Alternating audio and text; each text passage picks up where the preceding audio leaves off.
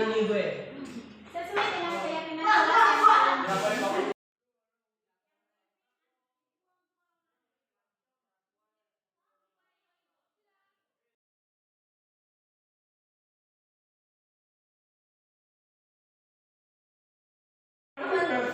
Tidak boleh Pak. Harus saya. Tidak boleh makan. Tidak boleh. Mau dimakan itu.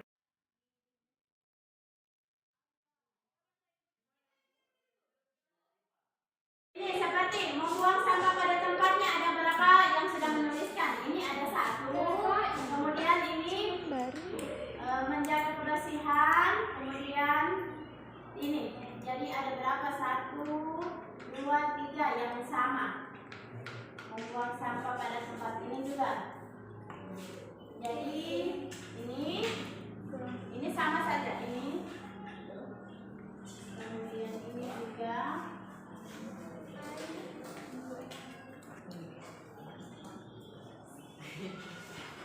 Jadi ini yang kita harus ambil 1. Menemukan dan sudah kalian menuliskan keyakinan kelas apa yang kalian inginkan di dalam kelas. Ini sudah tergambar dari semua kalian punya keinginan yang akan kita sepakati di kelas ini. Assalamualaikum warahmatullahi wabarakatuh. Perkenalkan, nama saya Dewi. Saya dari SMP Negeri 1 Biau. Saya siswa kelas 9C. Menurut pendapat saya akan tentang keyakinan kelas, saya menjadi lebih paham akan keyakinan kelas, dan saya dan teman-teman menjadi bertanggung jawab akan melaksanakan keyakinan kelas. Sekian, terima kasih. Warahmatullahi wabarakatuh. Perkenalkan, nama saya Muhammad Ridho dari SMP Negeri 1 Biau. Saya siswa kelas 9C. Dan adanya keyakinan kelas, saya lebih giat lagi untuk belajar karena kelas menjadi tertib. Walaupun guru tidak ada, kami tetap belajar dan tidak bermain. Sekian dari saya. Assalamualaikum warahmatullahi wabarakatuh. Assalamualaikum warahmatullahi wabarakatuh. Waalaikumsalam warahmatullahi wabarakatuh. Yang saya hormati Kepala Sekolah SMP Negeri 1 Riau, yang saya hormati Bapak Ibu Guru SMP 1 Riau yang telah bersedia hadir dalam kegiatan implementasi untuk kesebaran pemahaman budaya di sini dari CGT Angkatan 9. Itu pertama-tama marilah kita panjatkan kehadiran Allah Subhanahu wa taala yang telah memberikan kita kesehatan dan juga kesempatan sehingga pada hari ini dapat bersama-sama berkumpul untuk mengikuti kegiatan dari calon guru penggerak dari SMP Negeri 1 Riau. Dan lalu kita kirimkan salawat serta salam kepada junjungan kita Nabi Muhammad SAW, yang mana beliau telah membawa kita dari alam yang gelap menuju alam yang terang. Untuk mempersingkat waktu, langsung saja saya persilakan kepada Ibu Rosmi untuk mempresentasikan reaksi nyata penyebaran pemahaman budaya positif. Kepada Ibu, silakan. Terima kasih kepada Ibu. Bismillahirrahmanirrahim. Assalamualaikum warahmatullahi wabarakatuh. Waalaikumsalam warahmatullahi wabarakatuh.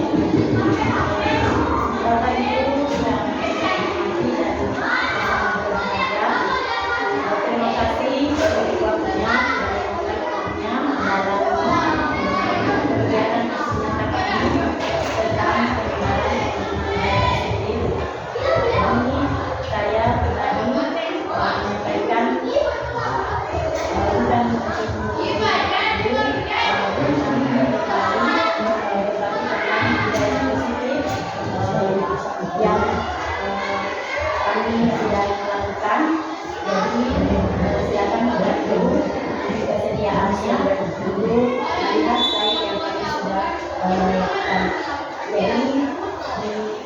masih menyatakan ini, kami ingin berbagi tentang penyebaran pengalaman budaya positif.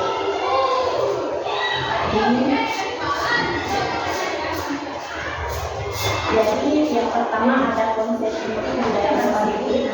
Budaya positif ini ada 8 hal yang kita lakukan. Ada perubahan paradigma belajar, kemudian ada disiplin positif, kemudian ada nilai kebijakan, keempat ada kebutuhan dasar manusia, kemudian ada motivasi perilaku manusia, dan posisi koridor guru, kemudian ada keyakinan kelas, dan ada segitiga restitusi. Jadi sebelum itu kita lihat dulu paradigma pendidikan menurut Ki Hajar Dewantara.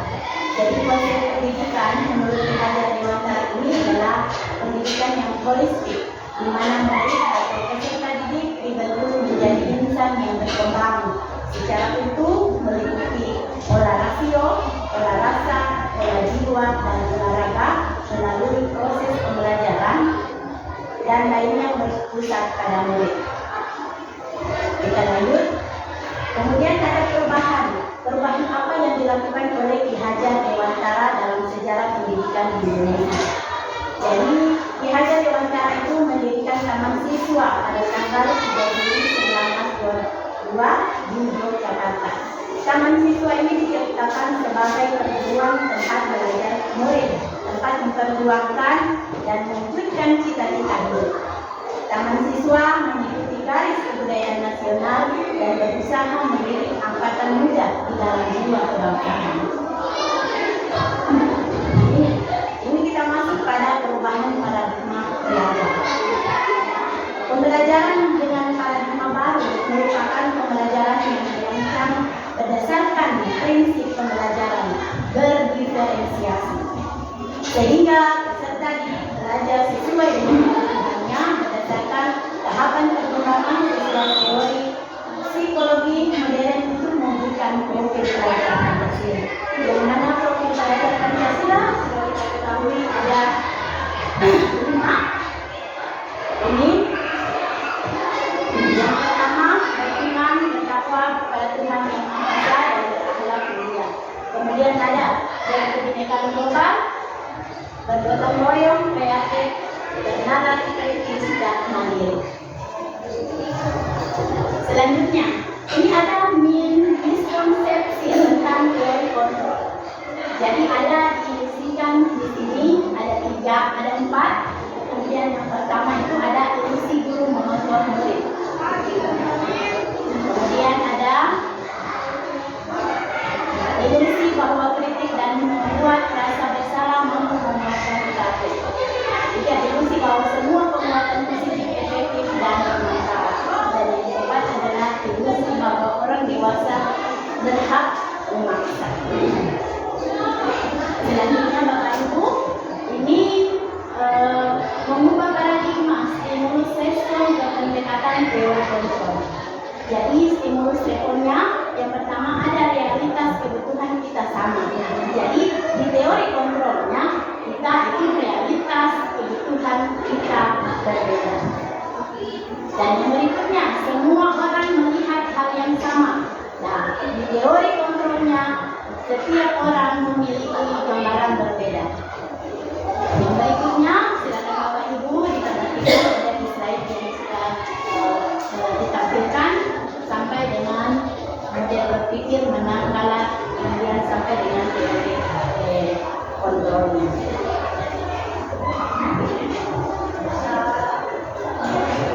Kita lanjut. Ini adalah disiplin positif. Jadi sebelum kita melakukan disiplin positif kepada murid, kepada diri kita sendiri, kita harus tahu dulu disiplin positifnya. Jadi disiplin positif adalah suatu pendekatan untuk menerapkan disiplin dari dalam diri anak tanpa hukuman atau keadilan. Disiplin positif perlu diterapkan baik dalam lingkungan keluarga maupun lingkungan sekolah. Dengan menerapkan disiplin positif, diharapkan tindak kekerasan dapat dihindari. Sebagai pendidik, tujuan kita adalah menciptakan peserta didik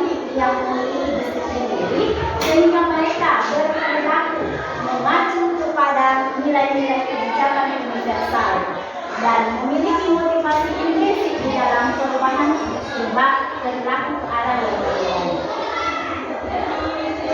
Dan juga lalu, ini adalah nilai-nilai kebijakan yang disepakati bersama terlepas dari suku bangsa, agama, bahasa maupun latar belakang. Contoh nilai kebijakan institusi atau organisasi. Jadi ada Pancasila, ada beriman dan bertakwa kepada Tuhan Yang Maha Esa.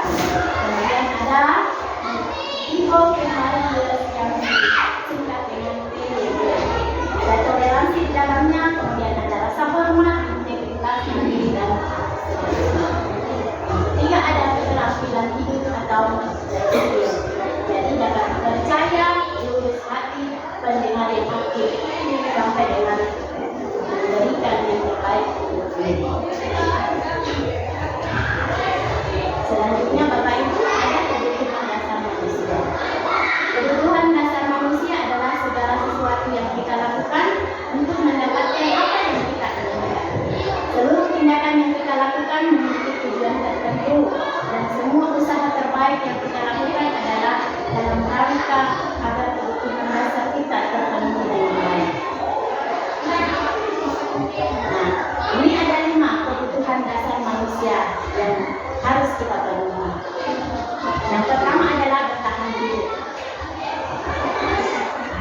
Bertahan hidup itu contohnya seperti kita membutuhkan makanan, pakaian, tempat tinggal, keamanan dan kesehatan.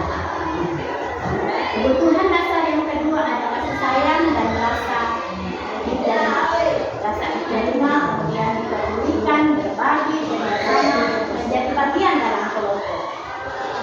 Kemudian yang ketiga ada penguasaan. Contohnya seperti harga diri, keinginan untuk dianggap, memimpin, berprestasi, diakui dan didengar. Dan yang keempat kebebasan. Ada mandiri, memiliki pilihan, mencoba hal baru, mampu mengendalikan hal dirinya.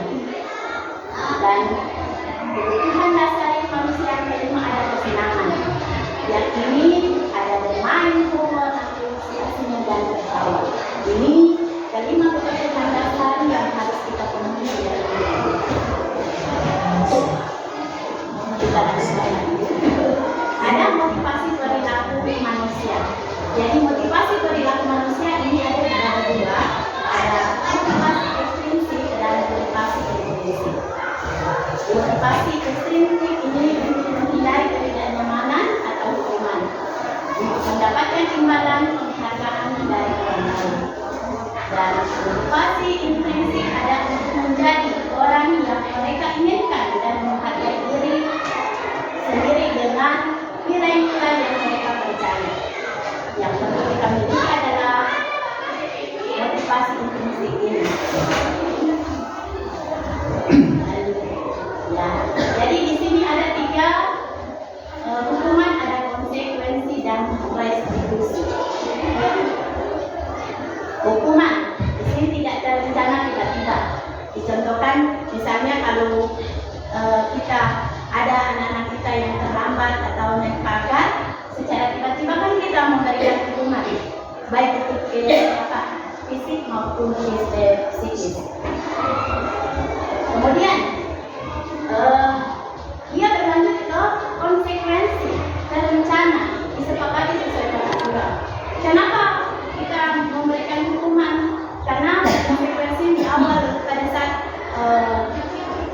siswa masuk di sekolah kita sudah menyepakati aturan ada tertib yang harus diikuti oleh siswa. Kemudian ada restitusi, proses menciptakan kondisi. Nah, sampai pada hukuman ada yang kedua, murid tidak tahu apa yang akan terjadi atau tidak dilibatkan. Bersifat dia satu arah, kemudian berupa hukuman. Biasanya kalau kita menghukum lewat psikis, itu kan terbesit sama anak-anak, bahkan akan kita guru yang memberikan fisiknya itu, psikisnya itu selalu sangat tinggi, jahat dan lain sebagainya.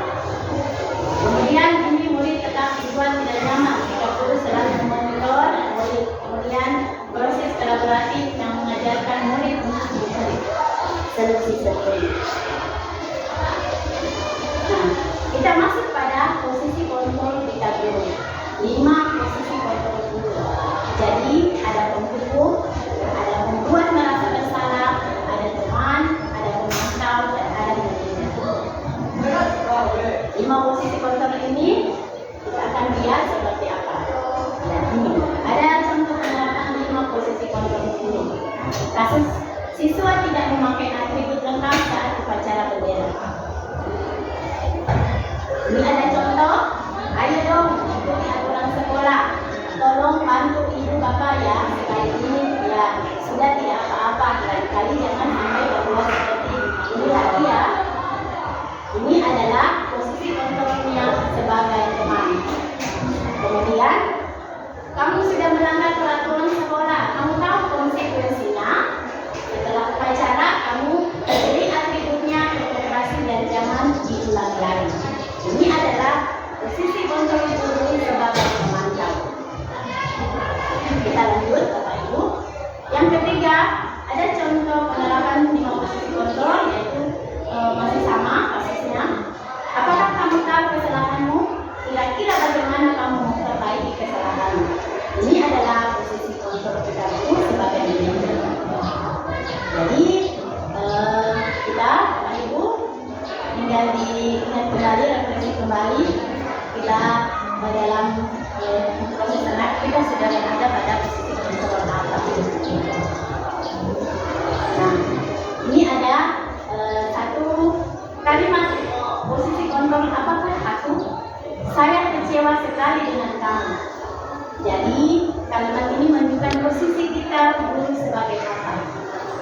Sebentar nanti saya sendiri pribadi meminta kesediaan untuk Bapak Ibu untuk menuliskannya di stiker.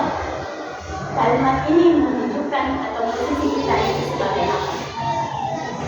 Bisa kita lanjut dulu Bapak Ibu.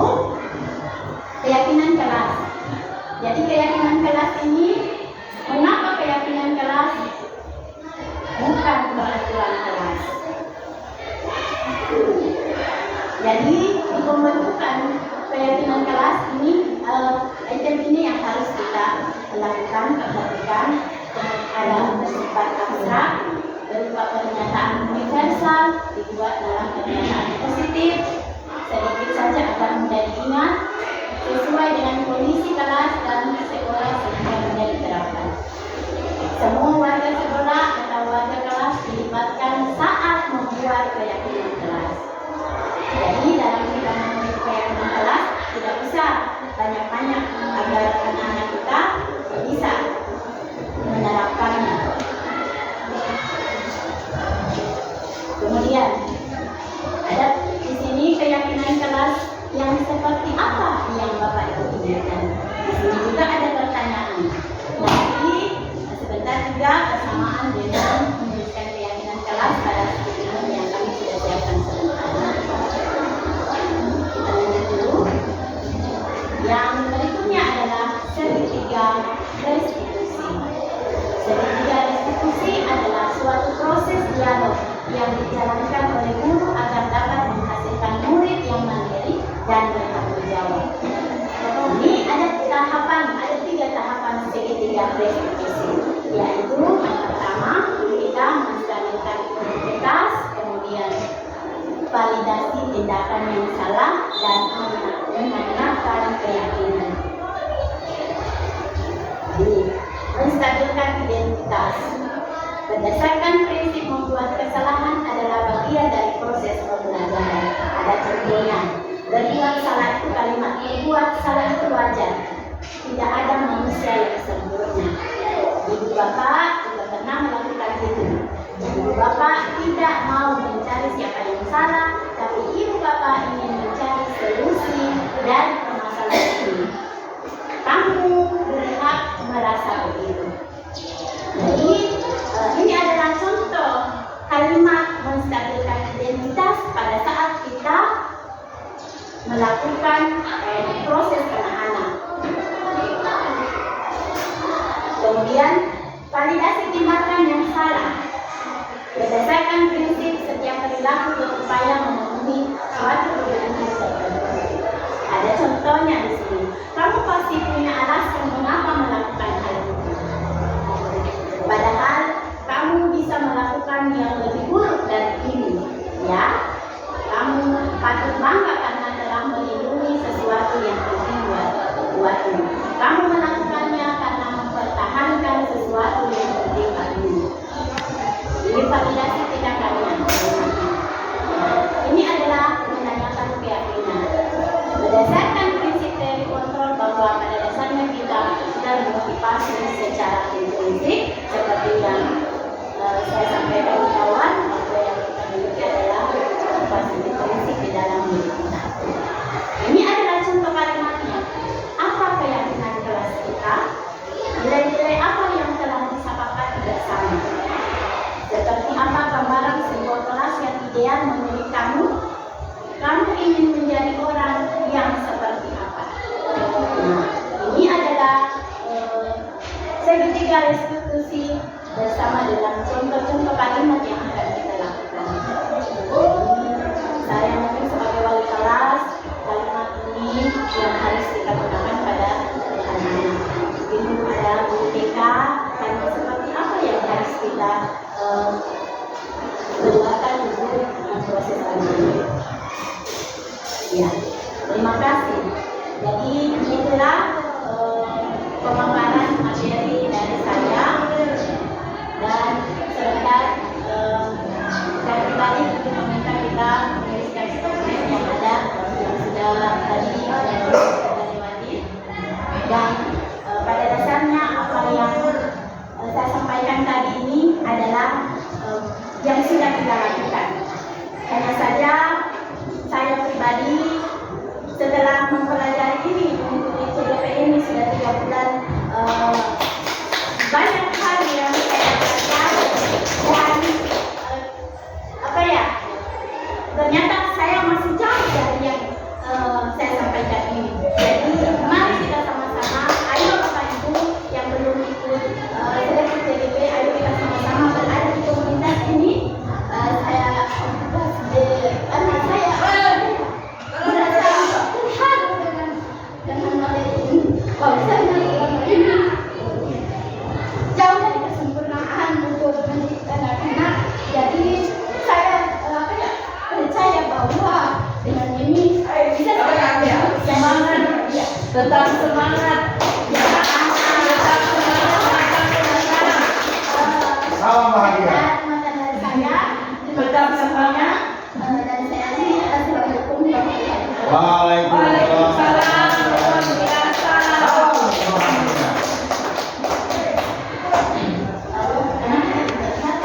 Ya, terima kasih. Tadi sudah selesai pemaparan materi dari kelompok 2. Sebelum kita lanjut, kita melakukan SCP dulu. Boleh minta kesediaan satu orang ibu keset sebagai contoh di depan.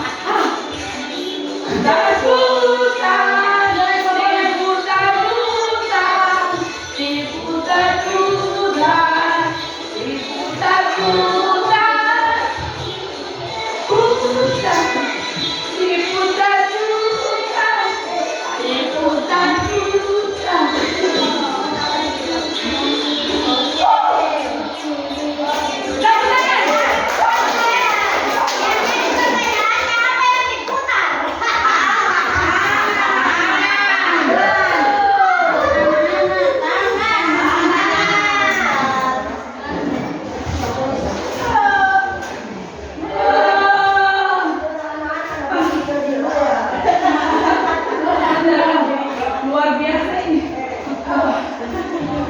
Poin ini.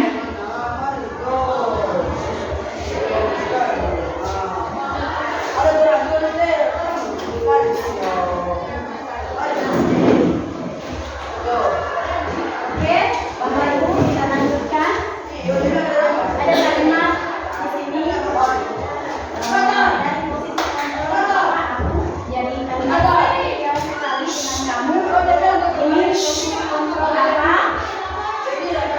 Silakan buat rasa bersama. Ya, silakan Bapak Ibu tuangkan di note dan silakan ditempelkan di depan. Ada korban saya menaruh. Ada korban. Saya sekali lagi menunjukkan kita sebagai maksudnya apa ini? Posisi kontrol. Kira-kira kalau kalimatnya begini berarti kontrol apa? Apakah penghukum? Apakah membuat merasa bersalah? Termantau, teman, manajer.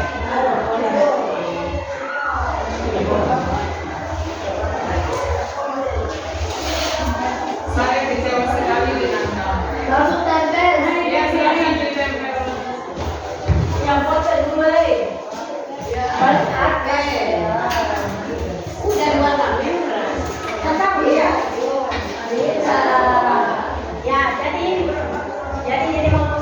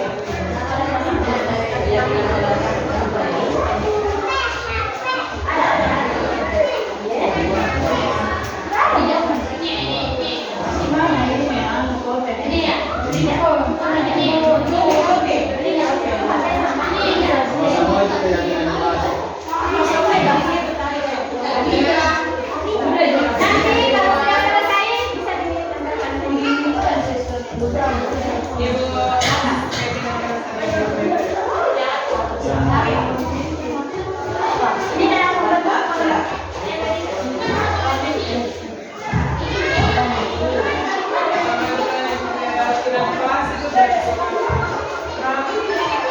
Yang masuk ke yang rokok ya.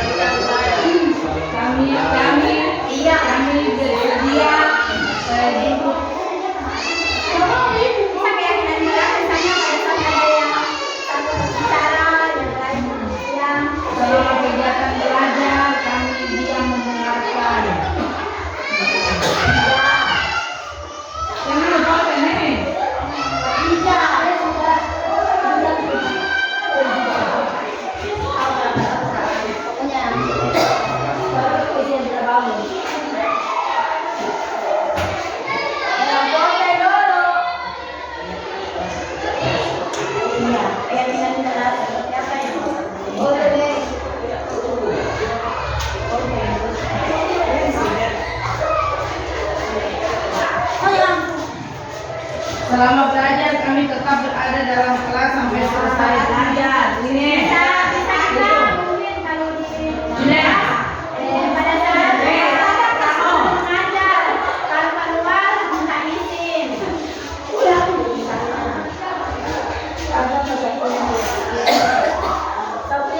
Tidak boleh mengumpuli teman.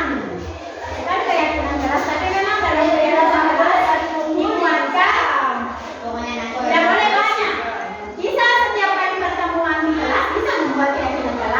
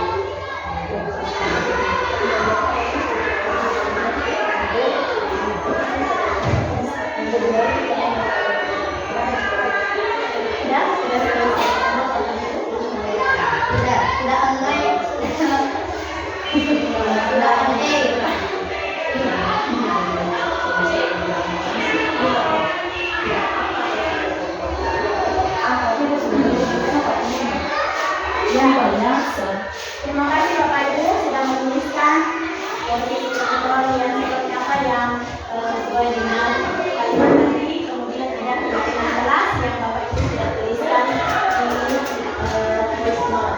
Jadi kita berharap keyakinan kelas itu ini bisa kita terapkan di dalam kelas kita masing-masing, baik sebagai wali kelas maupun sebagai peserta pelajaran. Jadi kalau semua pelajaran setiap mau membuatkan keyakinan kelas silakan. Tapi yang pasti sesuai dengan ketentuan tadi, tidak boleh banyak-banyak. Oke, Bapak Ibu. Selanjutnya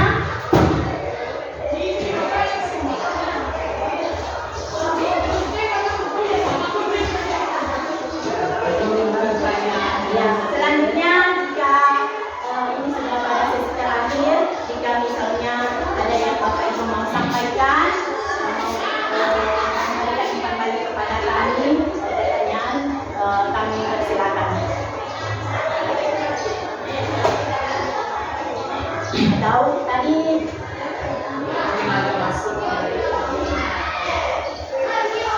Masukan sih. Iya. Sekarang kan ilmunya sudah didapat. Bagaimana itu keyakinan kelas, kemudian bagaimana itu posisi kontrol guru ketika mendapatkan kondisi siswa yang bermasalah di sekolah. Ini kan sudah berbagi ke teman-teman guru. Harapannya mungkin kelima orang CGP ini mampu memberikan support kepada teman-teman agar supaya apa yang dilakukan pada hari ini bukan hanya sekedar disampaikan, tetapi mampu juga untuk diimplementasikan di dalam kehidupan selama berada di lingkungan sekolah. Jadi bagaimana cara membuat keyakinan kelas, kemudian bagaimana cara menerapkan keyakinan kelas itu, kemudian bagaimana posisi kita ketika dalam kondisi mendapatkan siswa seperti ini. Sehingga saya berpikir kalau teman-teman secara serempak menerapkan ini, saya yakin sekolah kita akan menjadi sekolah yang ramah anak, sekolah yang menyenangkan, sekolah yang akan selalu dirindukan oleh siswa. Nah, jadi harapannya ini kelima orang CGP memberikan support kepada teman-teman yang lain, saling berbagi hal-hal yang positif, sehingga apa yang saya sebutkan tadi itu 3, sekolah yang dirindukan, sekolah yang menyenangkan, sekolah yang ramah anak. Anak-anak akan belajar dengan ikhlas, tidak ada lagi disuruh-suruh, Pak boleh tidak, karena mereka merindukan guruku yang bagus ini yang masuk di dalam, guru yang luar biasa, guru yang semangat dan lain sebagainya. Itu harapan dari saya. Terima kasih. oke, berikan tangannya dengan semangatnya dan dukungannya, insya Allah kami akan menerapkan keyakinan kelas dan kontrol bersama. Mungkin dari Pak ada masukan. Ya, saya berterima kasih atas ilmu yang sudah kami dapati. Memang ini tujuannya untuk kehidupan bersosialisasi di lingkungan sekolah. Tapi di sana tadi kan dibilang bahwa ini juga diperuntukkan dalam lingkungan masyarakat. Jadi sebaiknya juga ada fungsi kontrol yang bukan juga untuk guru. Tapi ke depan bagaimana mengambil kebijakan bisa memberikan seperti 5 fungsi kontrol ya bagi orang tua, sehingga dalam penerapan di lingkungan sekolah ada pertemuan dengan orang tua wali bisa diberikan gambaran juga bagaimana fungsi kontrol bagi orang tua dalam berperilaku disiplin positif, sehingga hubungan kerjasama antara pihak sekolah dengan masyarakat orang tua itu akan berjalan dengan sebaik-baiknya karena kita mencapai tujuan siswa yang penuh dengan kebahagiaan. Terima kasih. Tadi juga mungkin ada dari kami hanya memberikan kesempatan bahwa tadi kan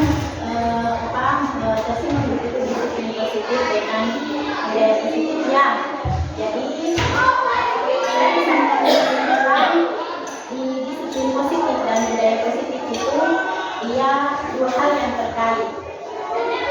Tetapi memiliki perbedaan dasar. Di mana kalau budaya positif itu adalah sebuah nilai kebijakan yang dari keyakinan. Nah, dari keyakinan ini menjadikan karakter dan ciri khas dari komunitas ini. Kemudian disiplin positif tadi itu adalah kita punya pendekatan untuk murid, pendekatan mendidik murid. Jadi dengan itu kita bisa kontrol diri dan bisa mendapatkan kepercayaan diri anak-anak. Dan menciptakan itu dari kepercayaan diri itu maka terciptalah